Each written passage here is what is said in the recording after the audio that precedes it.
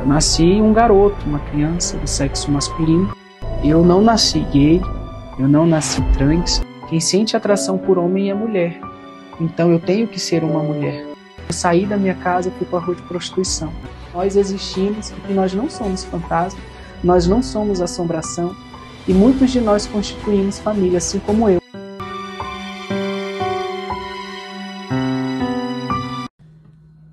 Fala pessoal, muito boa noite. Bom, pelo menos aqui agora, nesse momento é noite, né? Sejam todos muito bem-vindos a mais um conteúdo aqui do canal Elder Oliveira e Lucineide Santos. É muito importante tê-los aqui conosco.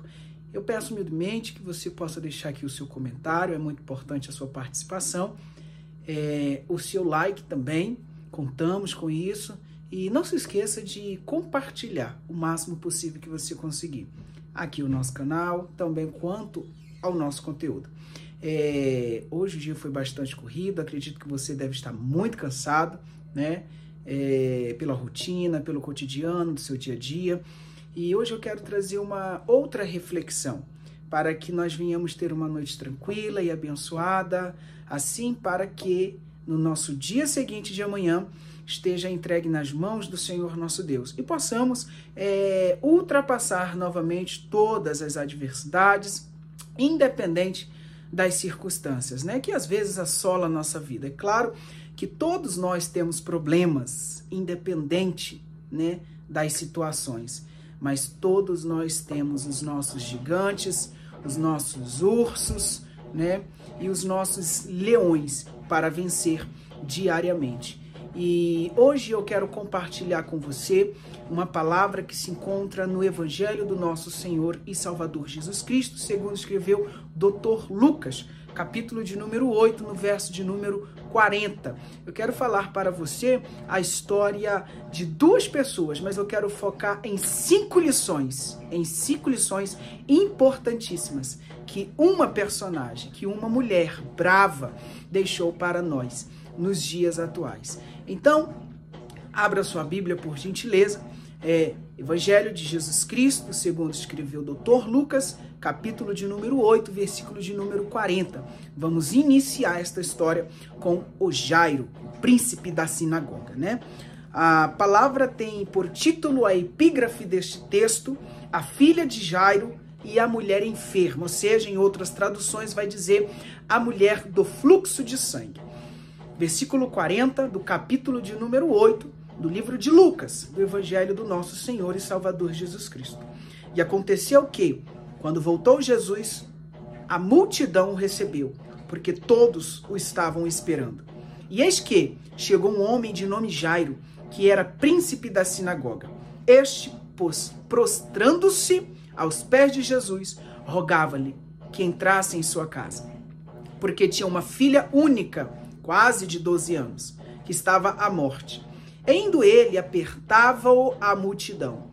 E uma mulher que tinha um fluxo de sangue, havia 12 anos, e gastara com os médicos todos os seus haveres, e por nenhum pudera ser curada.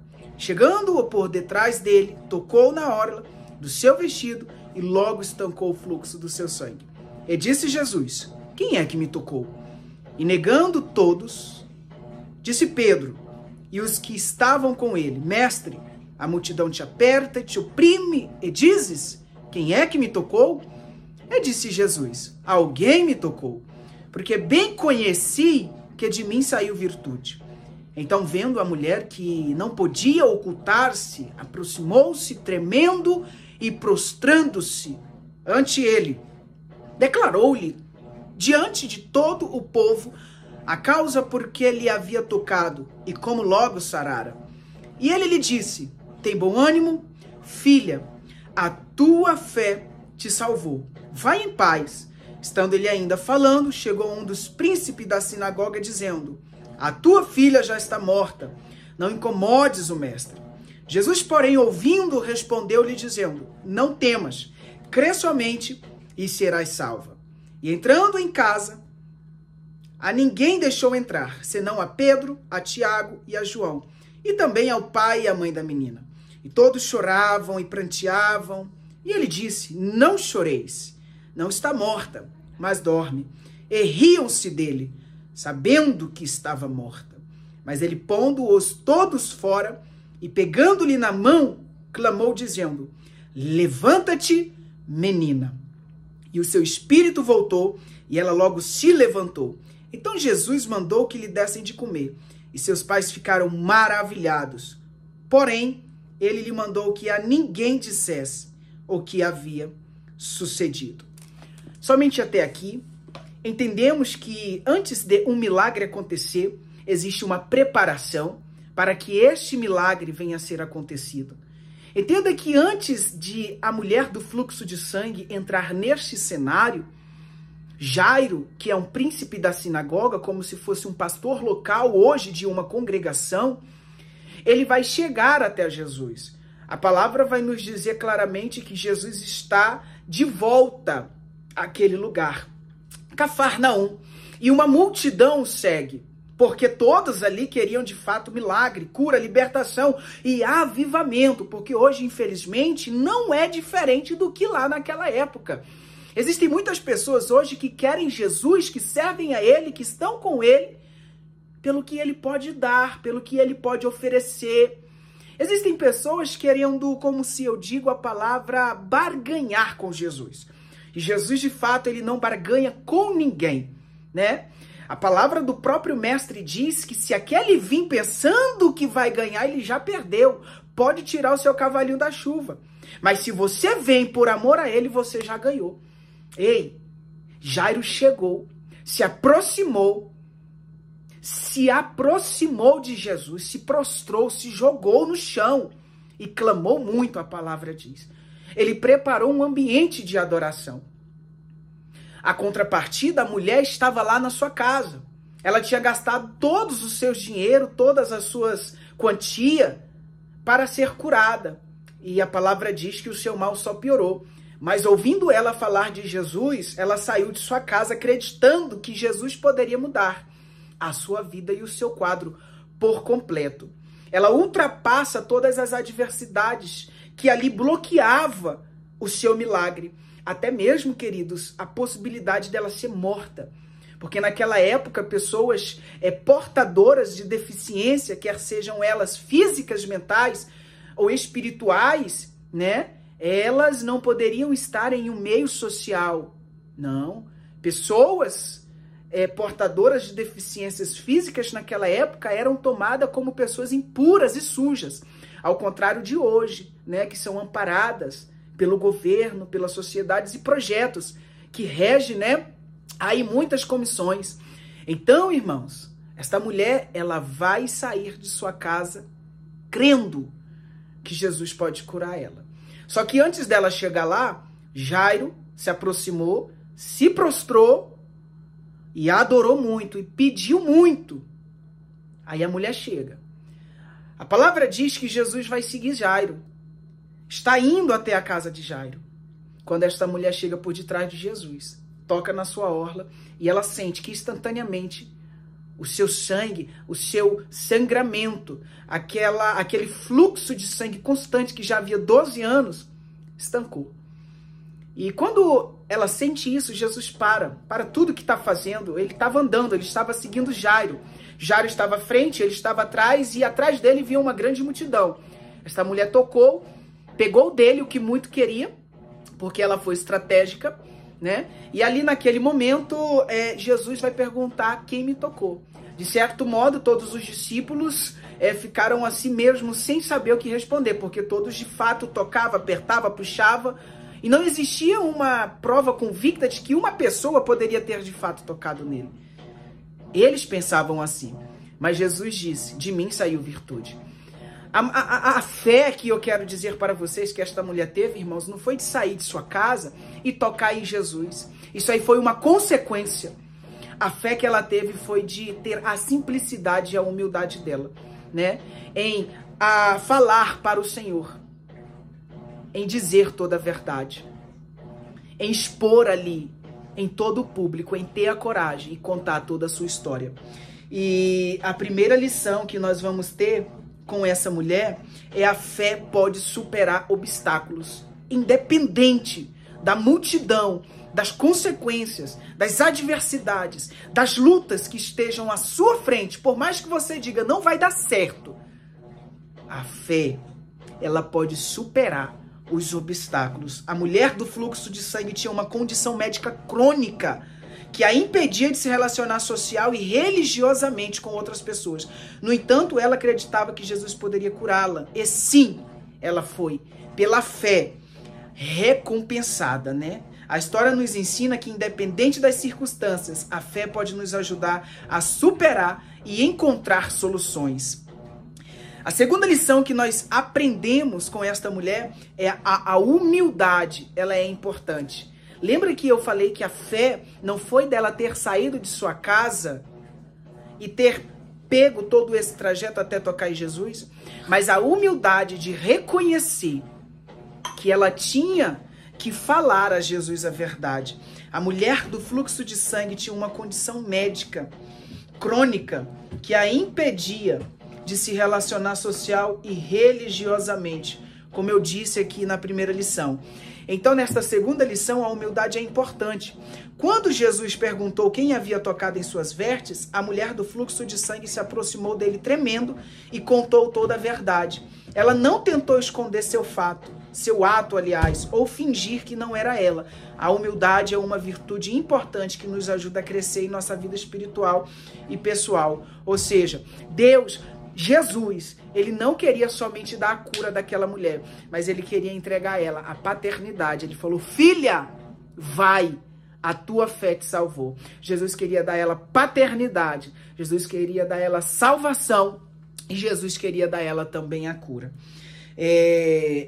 A cura pode vir de maneiras inesperadas. A mulher do fluxo de sangue tentou muitas maneiras diferentes de cura antes de tocar nas vestes de Jesus. Ela provavelmente não esperava que sua cura viesse de um ato tão simples, mas a história nos ensina que a cura pode vir de maneiras inesperadas e que precisamos estar abertos a todas as possibilidades. Eu acredito que você já tenha falado: se eu soubesse que servir a Jesus era esta alegria, era esta vida, era este prazer, eu teria o aceitado o quanto antes. Esta mulher também, eu acredito que pensou desta forma, porque antes de tocar em Jesus, ela gastou tudo quanto ela possuía e o seu quadro só piorava.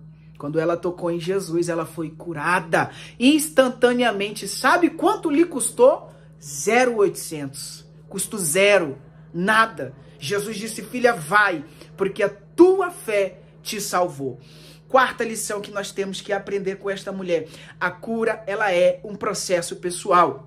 A mulher do fluxo de sangue foi curada imediatamente quando ela tocou em Jesus, mas a sua jornada de cura não terminou ali. Ela precisou se aproximar dele, contar a sua história e ser reconhecida por ele, para sentir verdadeiramente curada. A história nos ensina que a cura é um processo pessoal que requer tempo e esforço, ou seja, ela poderia ser curada, poderia ali ignorar aquela pergunta de Jesus e ir embora. Mas Jesus não queria dar a ela somente a sua cura. Como eu disse aqui minutos atrás, Jesus queria dar a ela também uma paternidade, uma salvação e a paz eterna, né? Então, assim, quinta e última lição que nós temos que aprender com esta mulher, que a importância do amor é essencial e também a compaixão.